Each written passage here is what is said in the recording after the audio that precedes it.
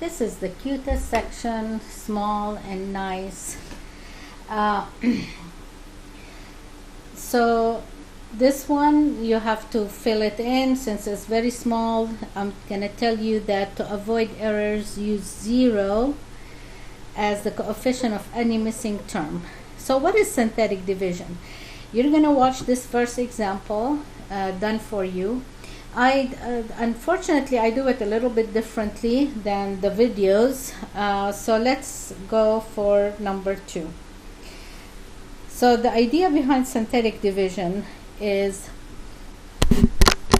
to put only the coefficients of the dividend and make sure that it is in descending order. So let's watch and make sure that it is in descending order. So we start, the highest power is 3, coefficient is 4, so I'll write the 4, then the 2, so that's negative 15, there's nothing missing. Then I have x, nothing missing, put only the coefficient, and negative 10. Then here's what I do. I make a line and leave a space, go under. So the long division, we do the line above. The synthetic, we do it below. Now k is 3. So we always pick the k. K is 3. Remember, this is x minus k. We put the k. And now here's what synthetic division does. The first term drops as it is. Then you're gonna multiply these two. 4 times 3, 12, and you put it above the line. Then you add. When you add these, you get negative 3. Look at the system. Then you're gonna multiply. That's negative 9. Then you're gonna add. That's a 2. Then you're gonna multiply. You're gonna get a 6. Then you're gonna add negative 4. You always have to put, in the videos they don't show you that, put a semi box around the last number. That's the remainder. Now the answer is always going to be a polynomial 1 degree less than what we started with. So the answer is 4. We started with x to the third, so now it's x squared minus 3x plus 2. And this is the remainder, which is negative 4 over the divisor x minus 3. Okay? Alright, let's do the next two. Put only coefficients. 1, 3, and make sure there's nothing missing in the power. 2, 2, 3, and 1. The line under, leave a space. And then what is k in this case? Negative 2. Again, make sure you see that it's x minus k, so the k is negative 2. The first one drops. Then you multiply. Negative 2, you put it underneath the second. Then you add 1. Then you multiply. Negative 2. Then you add 0. Then you multiply. 0 times anything is 0. Then you add 2, then you multiply, negative 4, then you add, negative 1, then you multiply, 2, then you add, and you get 3. So what's the answer? We started with x to the 5th, so the answer is x to the 4th plus, that's the coefficient of x to the 3rd, there is no x squared, is 0, plus 2x minus 1 plus 3 over x plus 2. That's the answer. Let's look at this one. X to the third coefficient is 1. What is x squared? No x squared, so 0. What is x? There's no x, so it's 0. Then the 1, negative 1. So x to the third, there's no x squared, there's no x, and negative 1. Divided by, the k here is positive 1. 1 is dropped. 1 times 1 is 1. You add 1. Multiply 1. You add 1. You multiply 1. You add is 0. So what's the answer? 1 degree less. So it's x squared plus x plus 1. There is no remainder.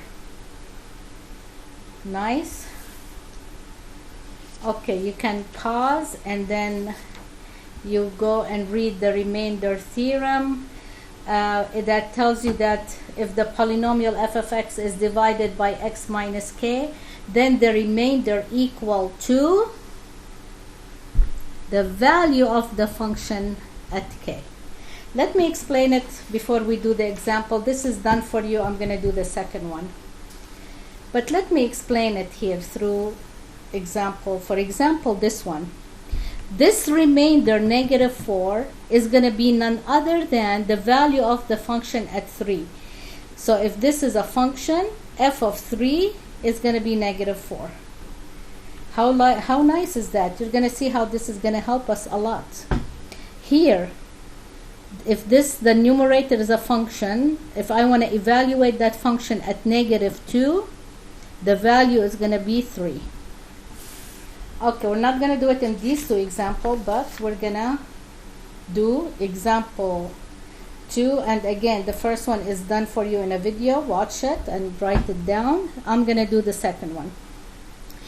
You're asked to use the remainder theorem. So you have to use the remainder theorem. Don't evaluate.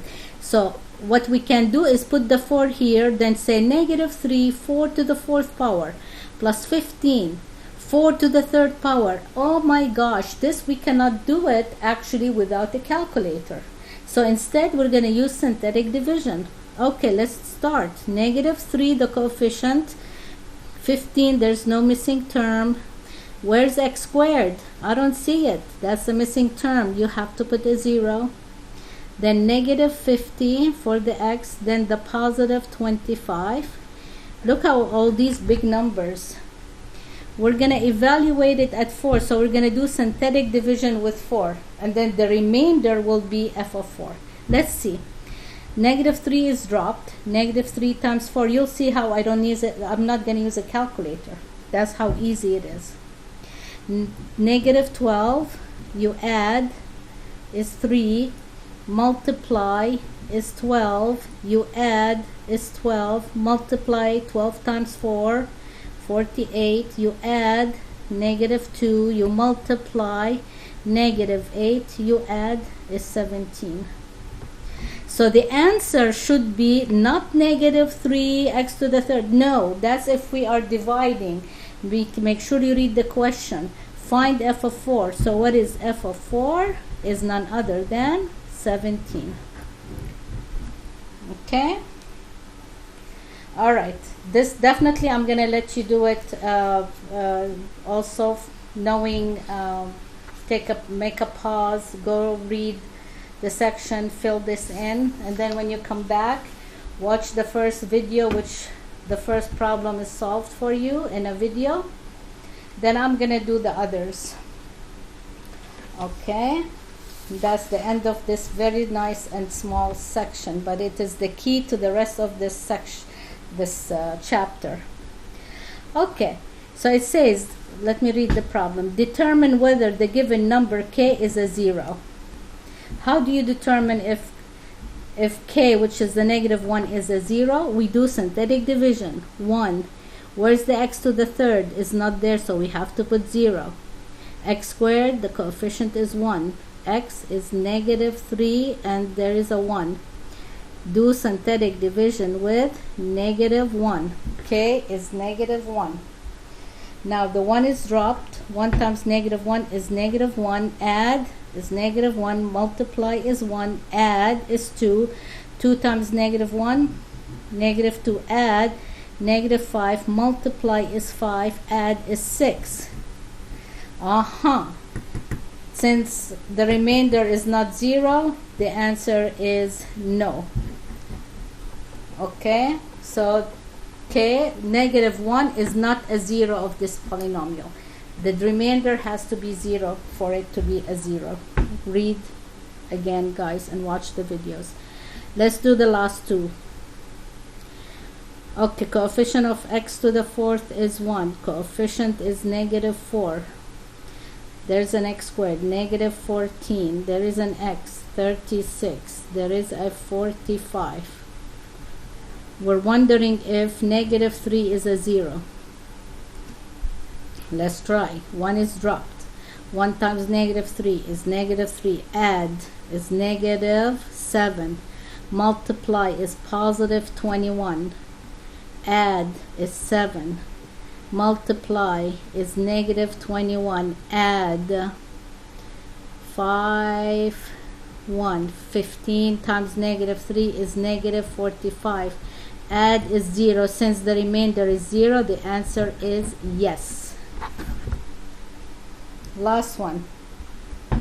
Coefficient of x cubed, x to the 4th is 16. Is there x to the 3rd? No, so you have to put 0. X to the 2nd power, coefficient is 4. Is there an x? No, then you have to put a 0.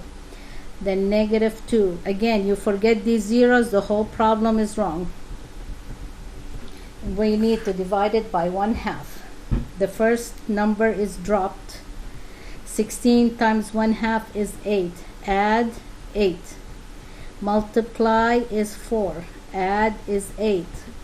Multiply is 4. Add is 4. Multiply is 2. Add is 0. So the answer is yes. Okay. Have fun with the homework.